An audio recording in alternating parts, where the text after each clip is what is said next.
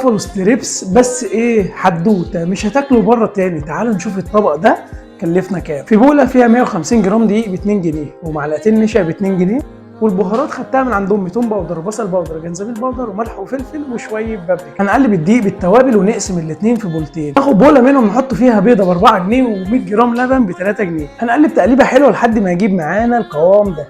هنجيب صدر فرخه، ودي اغلى حاجه في الموضوع، ب 43 جنيه. هنقطعه شرايح ستريبس كده تخينه شويه، وهنحطها في البوله اللي احنا حاطين فيها اللبن والبيض، ونديها تقليبه حلوه. انا لقيت عندي توابل شرق اقصى من كنور، ودي اختياري، ممكن تحطها وممكن ما تحطهاش، ونسيبها ساعه في التتبيله. وبعد ساعه نبدا نحطها في الدقيق المتبل اللي احنا عملناه، ونعمل لها كفر حلو كده وفي طبق ونخليها على جنب. وبعد ما خلصنا طاسه فيها شويه زيت، ونبدا نسوي فيها الفراخ على الجنب ده شويه وعلى الجنب ده شويه، وهتطلع معاكم كريسبي وزي الفل. وعلى فكره احنا ممكن ناكلها كده. ودلوقتي هنعمل صوص البافلو، يلا بينا. طاسه على النار فيها مكعب زبده وفصين توم، ونبدا نسوي التوم ونحط شويه هوت صوص. الازازه عامله 24 جنيه، انا خدت نصها فقول 12 جنيه. بعد كده حطيت كيسين كاتشب ب 2 جنيه، وفي الاخر شويه خل، وحطيت الفراخ اللي احنا سويناها. خدوا بالكم انا حطيت 4 حتت عشان شلت حتتين عشان انا هعمل بيتزا، فانا من صدر الفرخه هعمل منها اكلتين.